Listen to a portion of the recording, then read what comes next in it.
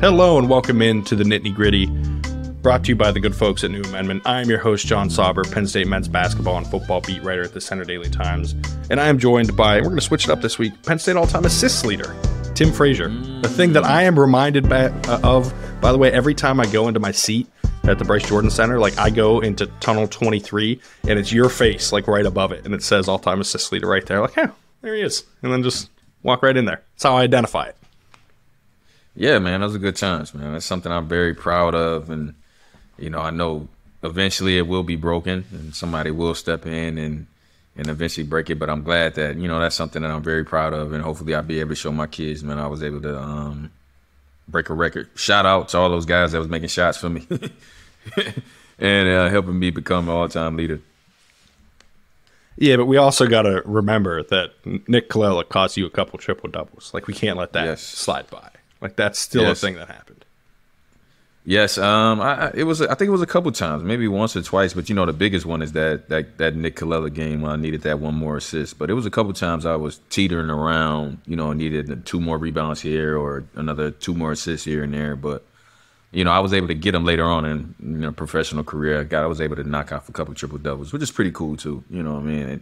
It's Russell Westbrook and most of the guys make it look easy, but it's actually pretty tough. But so I'm glad I was able to get a couple of those as well. Listen, we can list my athletic accomplishments one of these days, like how I was an excellent high school golfer and have gotten significantly worse since then, and now kind of hate golfing, but do it anyways. Spend all the money and just go and suck at it. It's a bad time, but I'm gonna keep doing it because it's the only thing that I do anymore. But yeah, those are pretty much even, right? Me golfing in high school, you playing in the NBA, whatever, all that stuff. Those are like equal athletic accomplishments, right? Like we're on the same playing field here. But your accomplishments with Penn State, right, are, you mentioned they're probably going to get broken one day. All of them do. There are some guys there now that have done some things. We brought up the triple doubles that you haven't done, right? And it is a stark contrast now, I think, to see where this program is at compared to where it was when you were there, which, again, you were one of the best players ever to play there, probably better than anyone, I would say, on this current team and anyone since, you know, you and Lamar and like Calvin Booth and those guys are in that conversation. And yet you look now and it's like these dudes are about to set like every 3-point record that you know, the program's ever seen in its history, which I think is a good place to start with the X's and O's, because that was not the case against Rutgers. Making, I think it was 4 threes in a game is not something I don't think you expected to see this year. It's not something I expected to see this year. It was, you know, last year there were some down moments, right? Like when they played UMass and when they played Indiana. This was like I would say pretty inarguably the worst performance this team has had this season, especially because like they couldn't hit anything. Yeah, it's one of those days. You know, it's kind of one of those games when you kind of just say, man, we just don't have it today. But it's very unfortunate that it came at this time. You know, they, like we just talked about last week, how, hey, this next game was going to be the make or break. You know, it shows what type of team we have, which way are we headed with this team in this season. And they just ran into a wall, man. Like you said, the team is really built on guys making shots and guys making threes, and only make 4. You knew the team was going to be in trouble. You could see it early in the game when the guys were just missing shots, and not that all the shots were contested or bad shots. It was they missed some wide open ones as well, man. And you could just see it was like, dang, like you could see the snowball effect happening where the snowball was rolling. They were missing shots, and you saw a lot of guys starting to force it in inside as well. And they weren't finishing well. And to top it all off, like you got to give Rutgers credit. You know what I mean? To go in there, it's a tough place to play. They had a lot of fans there as well. They came to play. And, you know what I mean? They deserved that win. You know, obviously, unfortunate for us in Penn State, you know, we wanted to make that win and start a streak going to, you know, head into these 2 tough games next. But you got to shoot and make more threes. You know, and that's the bottom line. For the team that they have right here, that coach has right now, the biggest thing is that you got to make shots, you got to make threes. Yeah, and I've seen people say, right, like they need to find another way to generate offense if they're not making threes. There isn't one, right? This is how this team is going to play. They're like the other options are like take long 2s, and I got to tell you, that's a bad idea because then you're going to miss shots, and when you make them, they're not as valuable. And so it's a tough place to be in. You know, they started posting Jalen Pickett up. He was able to get a couple easy looks.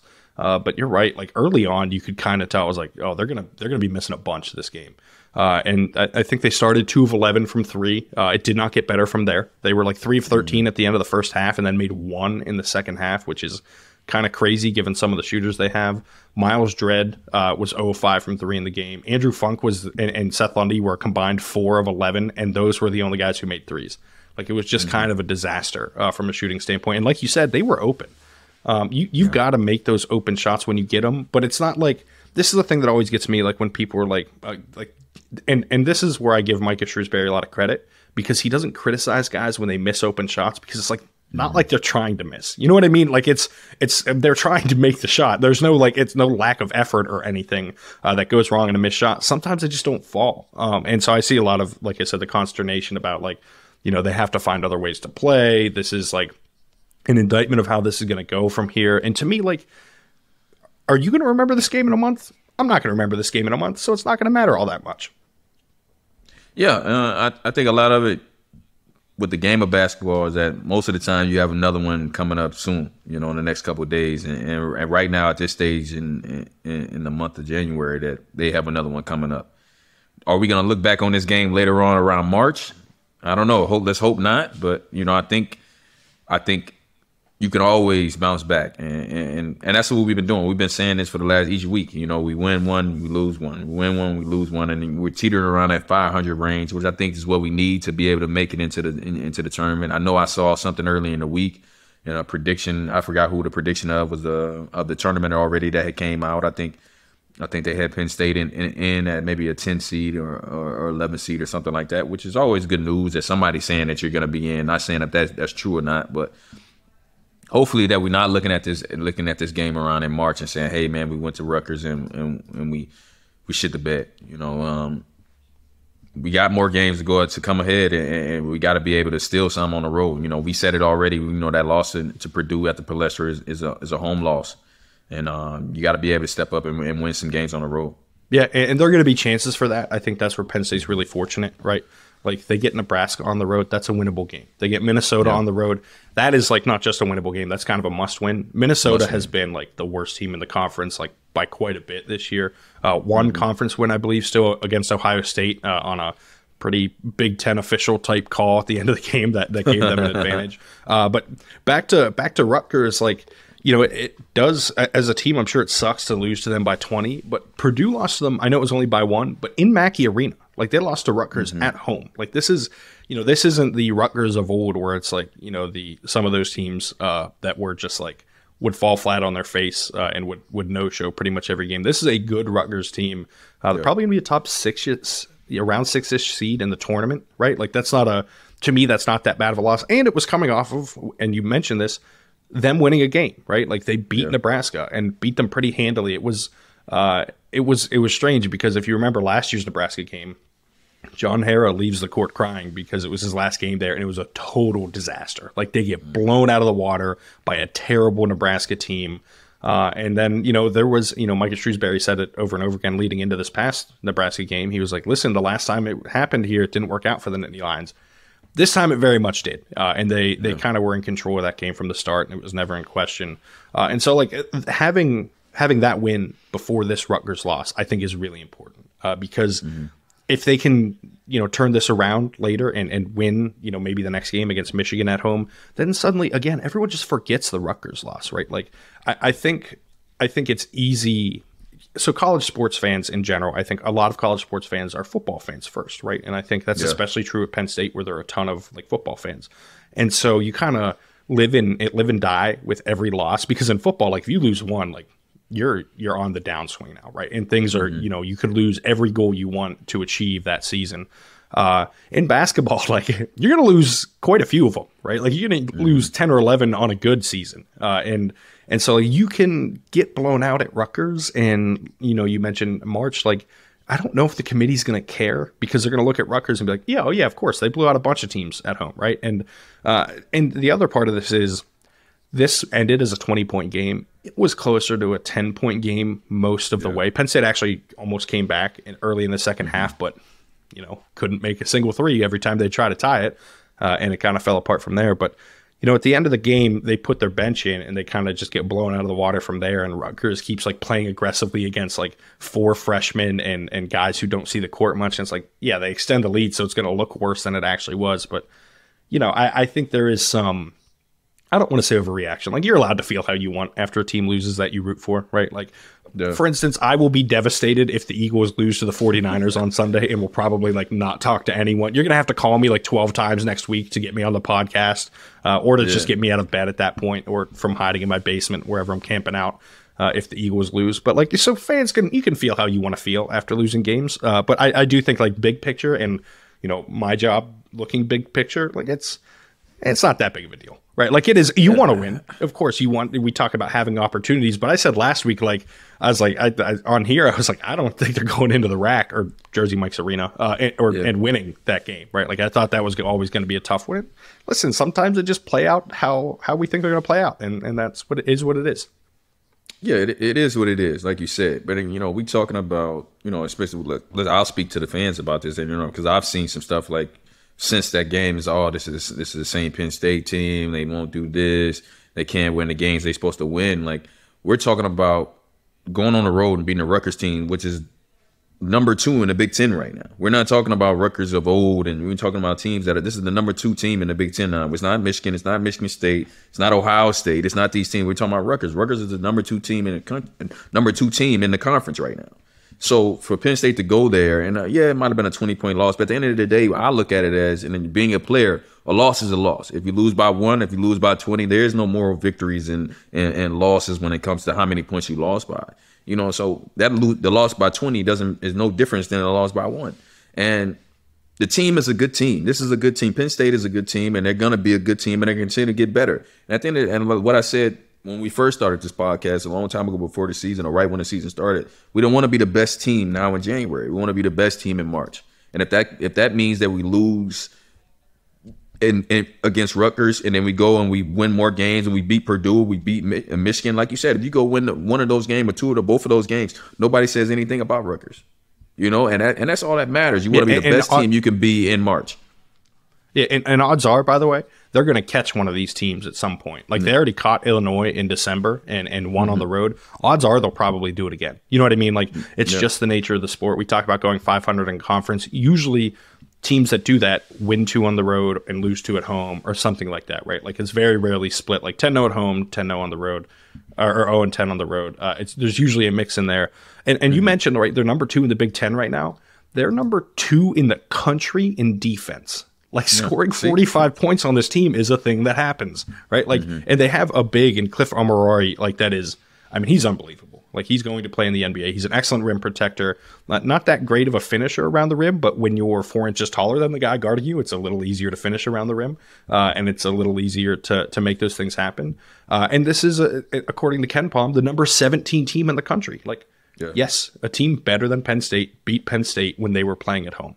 That is going to happen. That is, I think, a reality of sports, right? Like, sometimes the better team wins, especially when they have home court advantage, home field advantage, what have you. So, like, yeah, I just, like, you're right. You nailed it with the, like, when they catch the other one, like, if it's Purdue, maybe it's Maryland on the road, or Ohio State on the road, or Northwestern on the road. Like, when they catch one of those, all of this goes away. Or if they just run the table at home and happen to beat Minnesota or Nebraska on the road, right? Like, when they're 10-10 in the conference, like, all of it goes away and no one cares. And, suddenly they have 20 wins going into the Big Ten tournament. And, like, you're kind of playing with house money because you're probably in the NCAA tournament at that point, even if you don't win any games there. So I just think, like, I don't like to pull the Aaron Rodgers relax thing, but that would be my advice to fans right now. Like, relax. Yeah, I'm with you. It is a long season. Yeah, I'm with you, bro. I'll pull it. You know what I mean? I'm confident that, hey, relax. We tell the fans, relax. Even when I was playing there, it was like, hey, relax. You know what I mean? We're first off, these are kids. You know what I mean? Doing the best they can do, and and they're going out there giving it their all. And what they need is support. I understand, like, hey, you're not supposed to be happy about losses.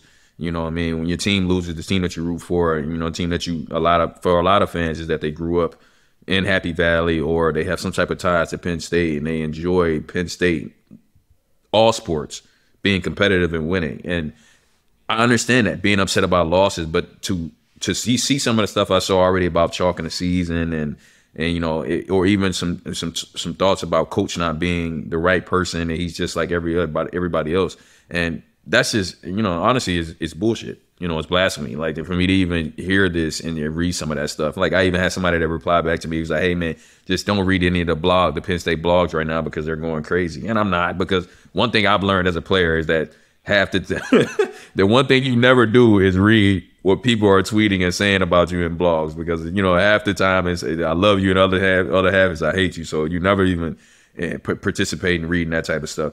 But I will say, relax. Let this team be what this team is going to be. And what they need is support. You know, I think Sunday is the next game, and then I think it's a Thon game, which is huge. And now you're talking about something that's not necessarily about basketball, because at the end of the day, life is about basketball. We're trying to teach these young men how to become the best they can be. You know what I mean? Obviously, they played a game of basketball, and they've treated them in the best of life to be able to play the game and get a college degree for free. And that's what it's all about at the end of the day. And what they do after that is based on their skill level and how hard they really work to get it. But as fans, I would love for Penn State fans to be better at just supporting their team and understanding that, hey, you can't win every game, and you're not going to win every game. But at the end of the day, we need somebody to be able to back you up and be behind you in all phases. You look at some of the best teams, man, they have such a great fan base because they win, or whatever it is, win or lose. We know, hey, you know, they might have dropped this one, but we going to back them up the next time, because they need us to help them when Michigan comes to our place. And we have to be able to defend them. We can't be like, well, they lost to Rutgers, I'm not going to come today. You know what I mean? It's just I hate, and I've seen it because I've been a part of it at Penn State, and it's just really terrible to see that. And, you know, I think that right now this program is going in the right direction, and it needs to be backed by more by the fans. And they need to be able to do that. You know what I mean? Penn State has brought up, like you said, like you mentioned, and we have great players that have come out, you know, had professional careers, myself, Lamar, even all the guys that they've been overseas. Like they've had great players come in and play well and play basketball afterwards. And it's something that now you have the chance to see these guys at Penn State. And we're talking about some of these guys might have a chance to become pros. You know what I mean? Why not go out there and support them and root for your team? At the end of the day, win, lose, or draw, hey, we know one thing we do know about this team is they're going to go out there and compete. They're going to give it their all. And at the end of the day, that's all you can ask for a group of, you know what I mean, guys that are, some are freshmen from 18 to 21, 22-year-olds. Yeah, and you mentioned the boards and the message boards and the blogs. Like, that is good advice. I'm a glutton for punishment. I gotta I hop on there. Well, that's your job, though. That's your job. No, it's not my job to go on those boards. I just sometimes you just like to involve yourself in the tire fire and just see, you know, there's a little bit of this is going poorly. But no, I think you're right. Like, and listen, people who the people who are like sort of on Micah and the job he's doing, I think may end up regretting some of that in a few years if he isn't the head coach anymore and he's at a much bigger program, you know. And if that happens, like, you know, there, like, support could be one of those reasons. I'm not saying it is. Like, he's not, to be abundantly clear, he has not said anything like that. This is me stating my opinion, but like, support would easily, for me, if I was a head coach, be one of those reasons that I would be like, maybe I'll go to a better job. Because, like, I'm with you. Like, I've noticed this fan base more than any. And listen, I'm a Philly sports fan. Like, I am willing to turn on a whim on some stuff, right? Like, I will just start saying some shit after a win or a loss. It does not matter.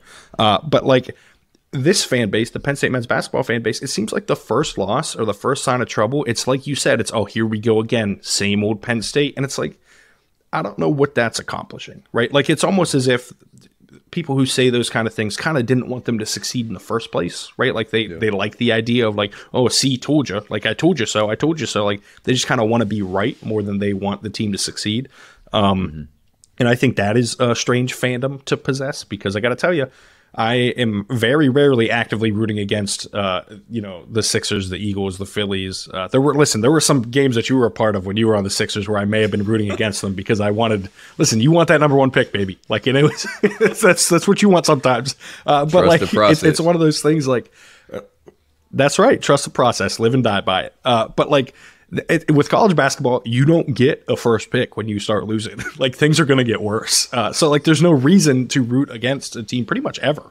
And so like, I don't know. I'm with you. I think the fan base is a little too quick to turn, right? A little too quick to turn on the program and a little too quick to declare the season over. And I understand, like, it's okay to be like in your feelings after a loss and you're frustrated, like, because you invest time into this team, and a lot of, like, for some people they invest money into this team and tickets and all that stuff, you know, merchandise, and, you know, now with like NIL collectives, fans are even more involved, and you know, sports betting and all of that stuff, and so it's like there's more involvement, but like you got to understand, like, that putting that stuff, especially out there in public on like Twitter and stuff, which is, by the way, here's your daily reminder: don't tweet at players or recruits. There's no need to do it unless you're talking about Tim. Like, tweet at Tim all the time, but don't tweet at current players and recruits.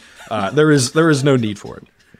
You tweet at me, I'm probably not gonna see it. So, but it took me a while. I will say this: it took me a while, and especially in my younger career, especially my younger pro career as well, that it took me a while to really grow out of that, of not necessarily caring what people say about you on Twitter, but necessarily that even if you do read it, it shouldn't affect you, as it shouldn't affect how you go about your day, and it shouldn't dwell like when we talk about it. Like, I've had teammates and friends, and they talk about a lot of that mental illness, and a lot of it is based on the approval of others. You know what I mean? And you gotta understand, fans are fans. You know what I mean? And they will say whatever, and we see it, especially nowadays with, you know, social media. People say things to get you riled up. They don't really mean it, but they say it because they want their reaction out of you. And I know that, you know what I mean, guys tweet, you know what I mean, one thing, tweet whatever you want, like you said, and even like we mentioned too about when Penn State loses, it's okay to be upset. It's okay to, you know,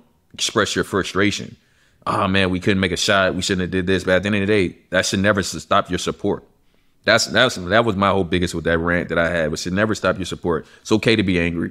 It's okay to be like, man, we got to do better. It's okay to yell, you know, be upset. But at the end of the day, you know what I mean, that shouldn't stop your support, because these kids are going out there doing the best that they can. And at the end of the day, they went into Rutgers, the number 2 team in the conference, and they lost. You know what I mean? It's not time to jump ship now. Let's talk about jumping ship when it's March. Then you jump ship then. You know what I mean? If you really want to jump ship, which I don't think you should. But to do it now in January, early February, it doesn't make sense to me, because it's still a long season. A lot of things can change, and we got another game on Sunday. Yeah, and by the way, at Tim Frazier 23, tweeted him all day long. Just keep firing those tweets away. But no, I think you're right. Like, even like in my line of work, right? Like, I get like emails all the time, and like people tweet at me like about stories, and like that shit will crush your confidence, right? And you really gotta like grow thick skin early on. Like, you know, I'm only 27, and like I've been doing this 5 or 6 years. Those first 2 years when I worked at Rivals and like I was on a message board, like that was my actual job, was being on the message board and stuff. It was not good, right? Like you read everyone's opinion, not just about the team, but then it becomes about you when you start becoming the target as like the journalist. And it's like, whoa, like what I was just stating, like what I saw, you know what I mean? And like, so yeah, I think people are a little too quick to turn on anyone nowadays that they can see as a target for their frustration. But yeah, especially with this team, because by the way, you mentioned it, and we can get into the scouting report now. We're going to spin it forward to 2 really good opportunities, right? And you mentioned Sunday, it's the Thon game. That is like the biggest game of the year for Penn State. They've already opened up a bunch of sections up top. They opened them up for Nebraska too, by the way, for the coaches versus cancer game last Saturday. They're going to open them again on Sunday. That game tips at noon, so you have enough time to go home and watch the Eagles afterwards. You should have a good hour-long buffer to get home there and watch that game. I've already planned that out, for instance, and I know plenty of other fans will, but there's no excuse now. You know what I mean? They gave you a window to get there. And this is an opportunity, though, because they faced this Michigan team on the road, and they could have beaten them. And they, that was the game we talked about. Evan Mahaffey was the lead ball handler quite a bit, and he was attacking Hunter Dickinson as kind of when Mahaffey was the 5, and that was really the first game we saw him have some involvement. And I think we can bunch this game and the Purdue game together, because it is, I mentioned this before we started recording, like they play Michigan and Purdue consecutively. They did that 3 weeks ago. It's the same order, except they flip which one's at home, right? And there's no Palestra game involved. And so, they have Michigan on Sunday, and then they get Purdue. And once again, they get these gigantic centers, 7'1" Hunter Dickinson and 7'12" Zach Edey, seemingly, or 9'8", whatever his listed height actually is, because he's enormous. You get those guys back to back. And so you got to do it again. And so you got to face these guys again, and they're going to try and like bully you down low. And to me, Listen, I might sound like a broken record. You got to get those guys to defend on the perimeter. I went on Steve Jones' radio show yesterday. He does the play-by-play for Penn State men's basketball and football and everything else. And, I said this then, like, you need those guys to have to move their feet. They are that tall, and they are not agile, right? Like, those size 86 shoes or whatever they happen to be, like, aren't moving that quick. So you get those guys on the perimeter, you can start to build some advantages. Yeah. Hey, shout out Steve Jones too, man. He was always one of my guys, one of my favorites there too. So I don't know if he tunes in. Maybe we gotta tweet him and make sure he tunes in. But shout out to Steve Jones, man. Keep doing your thing, man. Miss you, guy. Yeah, Steve's the best. Yeah.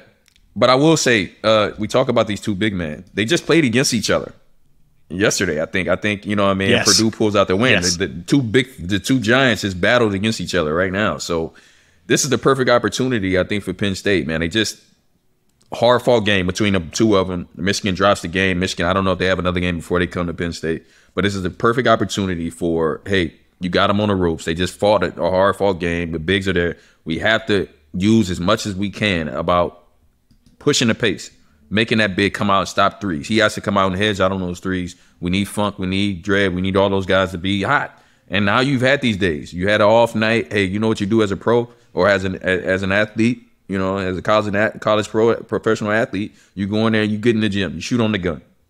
You start getting those same shots, you get those game shots as much as possible to get that rhythm back because you are a shooter. Hey, you miss some, you're going to make the next one.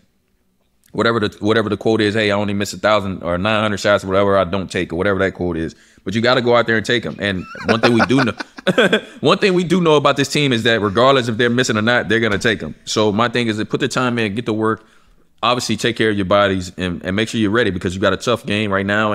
And I keep talking about the Thon, man, because at the end of the Thon, making this a Thon game, how special it is because this game is more than just Penn State versus Michigan.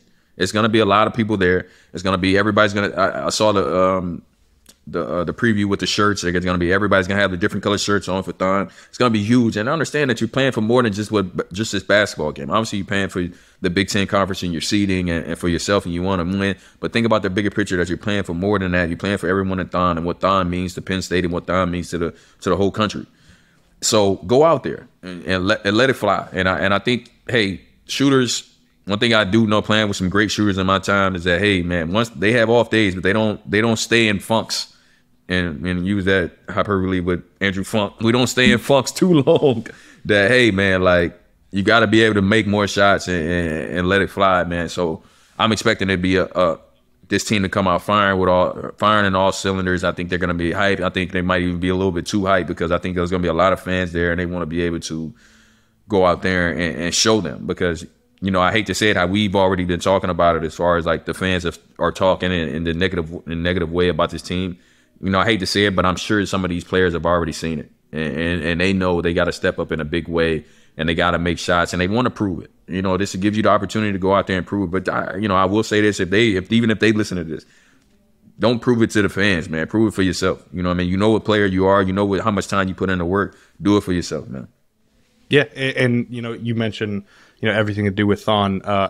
These anytime they do anything with Thon, like I'm always up in presser, like wiping tears from my eyes, right? Like yes. It's such a hyper emotional event in general, right? And so you incorporate that into the game. Like there should be some juice to this game, right? Like people are going to be invested. The people that really want to be there, like you said, there's more than basketball at play when you're raising money for Thon and everything. I hope for their sake that the fans are invested because I wanted to mention this earlier. The Nebraska game was not packed, but there were a lot of fans there, and they pulled off the curtains to some areas of the BJC. And as you know, that does not happen a lot, but they did, and it was kind of a sleepy crowd, right? Like it was, and Micah Shrewsbury even talked about this, extensively afterward. Like it was just kind of.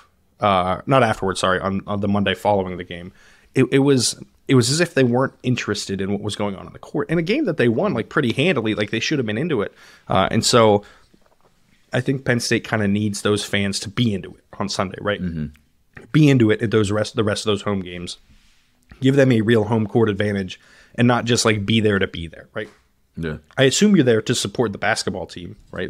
Listen, those of us on press row, there's a rule, a genuine rule, no cheering on press row. Most of us aren't fans. Well, I would argue none of us are fans of the team, right? Like, it's not our job to be. We're the objective, like, observer. But, like, you guys should be going nuts, right? Like, every made shot, like, against a good opponent should be getting everyone on their feet and get everyone going, right? Like, that's part of fandom. Like, I'm not here to tell everyone to be a fan.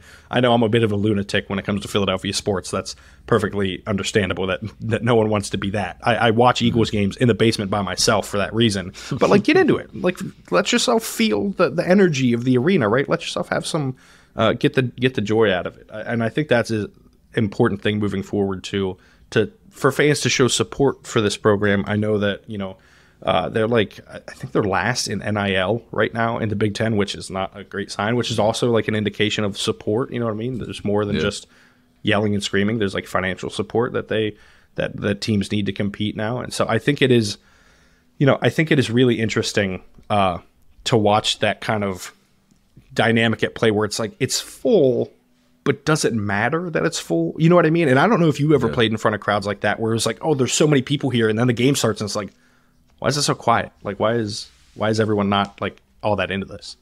Yeah, I think you see that, but I think you, as a player, you don't really notice it as much. I think until maybe afterwards, or because you're so locked in as far as like the games going on. And I know I can only speak for myself, is that sometimes I don't even notice that much, but maybe in the beginning of the game, when the game first starts, it's not, it's very kind of dull. They're kind of waiting for something to happen. And I think with this Penn State team, they bring highlights, I mean, maybe it's not flashy, crazy dunks, but, they do get dunks every now and then. But the dunks are the same as for Penn State. This team is threes. It's the way they shoot threes, the way they make threes, and they get hot from the field, man. That's the type of thing that you need. And those guys that are hustle players as well, they're driving on the floor, making stops. I think that's what the fans need to see some of that. But at the end of the day, if you come to the game, enjoy the game. You know what I mean? I know you want it to be loud and things, but I think just getting the fans into the game is more where I'm going. Because and one thing I do know about being a fan, like you said, being a Philly fan, or even being a fan of myself, when I go to games, which has been a while, as far as like basketball games, but I'm thinking more football, baseball, and things like that. The World Series champs, Astros. But we don't need to do this. We don't need to do that. But I'm saying, I didn't do anything to deserve that.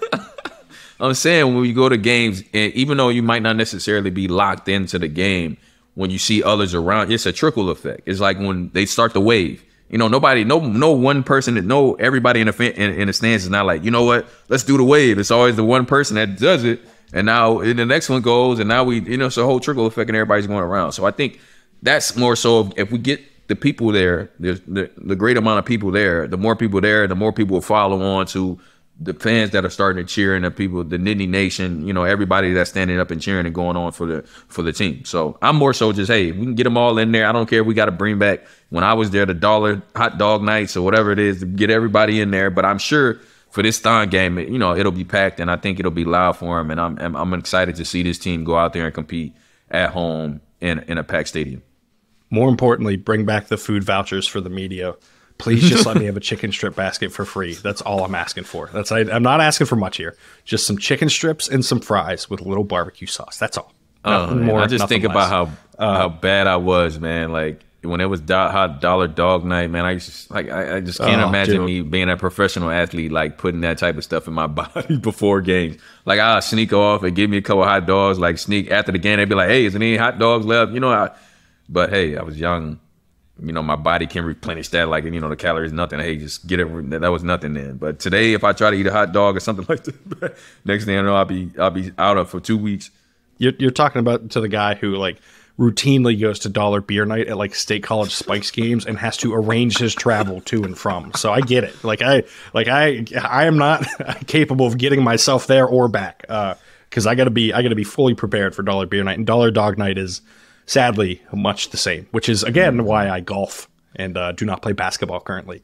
But no, I think I think you're right. Like, I think that juice matters, and I think one of the reasons it matters, and this is a good time to talk about the word on campus here, is because of what I said earlier. In you as a fan, I think should want to keep Micah Shrewsbury around, which means showing him support, right, and showing his program support, because we've already seen I'd heard this previously, and it's been, you've seen it now publicly, the connections between Notre Dame potentially targeting him, now that Mike Bray called it a career after, I think, 23 years as the men's basketball coach there. Georgetown is a job that has been connected to Shrewsbury. Patrick Ewing is still the head coach there, and they haven't made a move there, but like we've seen in stories, like Shrewsbury's name has been connected to Georgetown. And so those are the type of programs. And listen, like I mentioned earlier, like if Purdue ever comes calling, like if Matt Painter would ever leave, like he's probably going to take it, and for good reason. And like there's only so much you can do in that scenario, right? But yeah, I don't know if this is a program that should be losing its head coach potentially to a Notre Dame, to a Georgetown. Do I think they will? I don't know the answer to that right now, but I think that's the other thing is the fan base and the university is kind of in a spot where it has to show that it's going to invest in the men's basketball program, right? Because I got to tell you, man, I've been around basketball coaches for pretty much the last 6 years, like nonstop, especially when I cover recruiting. Like you're with coaches all the time.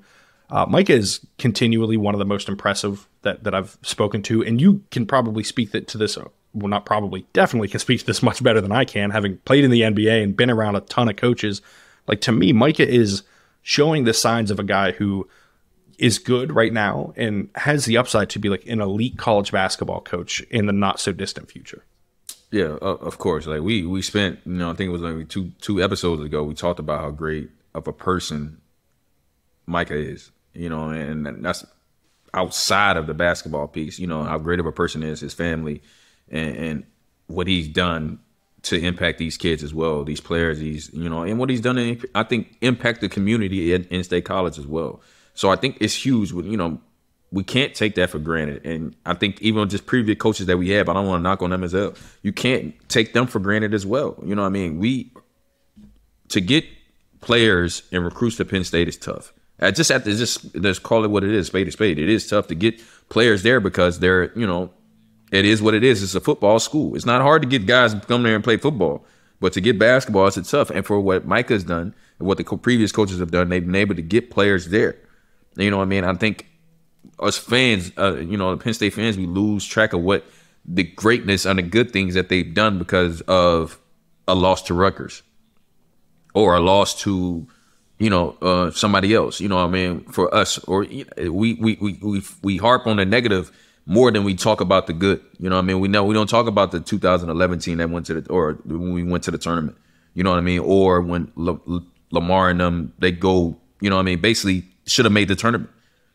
We're ranked in the top 10. Right, ranked in the top 10. We forget about that. All we talk about is, this is the same old Penn State team. But it's not.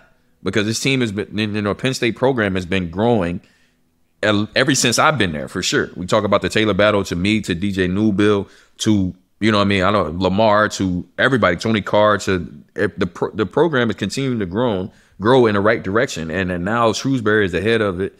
And he's taking it off to even more. He's continuing to push this even more and farther up. And he's getting more recruits to recruit. Hey, we need better recruits. Okay, Shrewsbury's bringing them in. You know what I mean? The team is doing better at what they are now. Like, they're shooting the ball. They had a tough night. The word on campus, what you said is, that we shouldn't be, really trying to push him out the door. But for me, I keep saying to Aaron Rodgers, man, relax. Because right now we need to relax and understand what's going on with this team right now and focus on right now. Speak on the good. Talk about the good. It's okay to be upset about the losses and the negative. Hey, man, we don't have a big man this or right now to do this and that. But that's not the case. We got young big men. They're going to be great. We just got to give them a chance to be great. Guys miss shots. Okay, they miss shots. We got to give them a chance to make shots in the next game. We got to give them chances.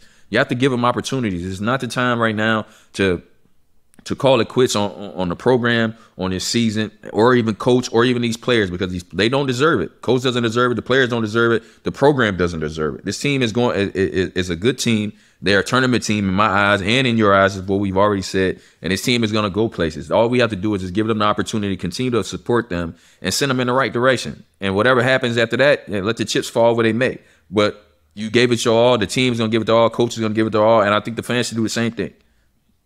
And by no means should I do it. I continue to say that I don't think fans should be upset about losses, because They can be upset because you know who else is upset? The players are upset. You know who else is upset? Coach is upset. Everybody's upset. It's okay to be upset. But as long as we're together upset, then, you know, that's going to take us places to where we need to be. And what the end goal is to make the NCAA tournament and make some noise, which they can do. Yeah, and that's the other thing. You know, I mentioned that when I talked to Steve yesterday. Like, this is a team built to, when it gets to the tournament, win a couple rounds. Like this, I don't think this is a first-round exit team because of the way they play.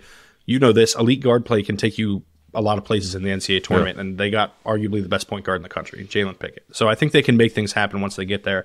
And like all of this is not to say either that like I think Micah is infallible in any way. Like I even disagreed with what he said after the Rutgers game, right? Like he said that, you know, he needs someone to step up. He needs guys to be, you know, to come together and stuff like that. And to me, it was like just an off night, right? Like I think that was a bit of an overreaction to what looked like a worse loss than it was, and them only scoring 45 points. I understand his frustration, but like he's not infallible. I think he's wrong at times.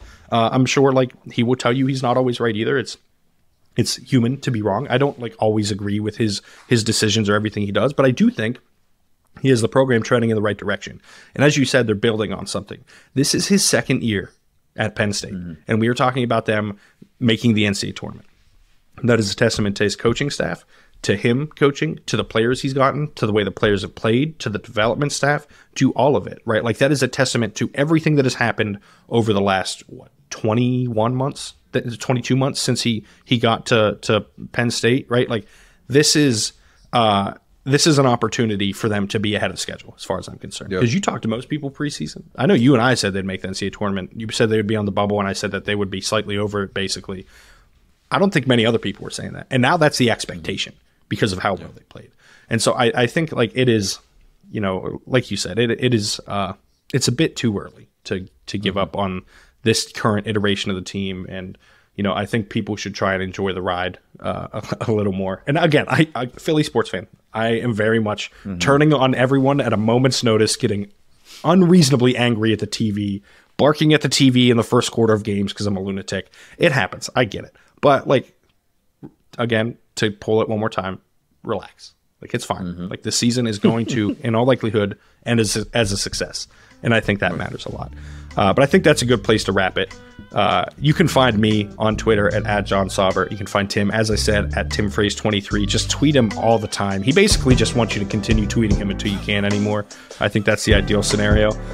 You can find this podcast on Twitter, on Instagram, on TikTok at Beyond the Big Ten 1010, or written out 10. On YouTube at Beyond Big Ten, again, written out 10. Thanks for tuning in and have a great day. Beyond the Big Ten is a network of podcasts that aims to be your go-to resource for all things Big Ten. We cover the entire conference with shows hosted by ex-players and athletic alumni, aiming to be your go-to source of information and entertainment for your favorite team. Hosted by ex-Big Ten players, media, and insiders, our podcasts are focused on giving diehard fans and those alums an inside scoop about the teams and people that make the Big Ten Conference one of the most watched and most talked about conferences in sports. We're excited to talk Big Ten basketball with you wherever you may be. Subscribe now.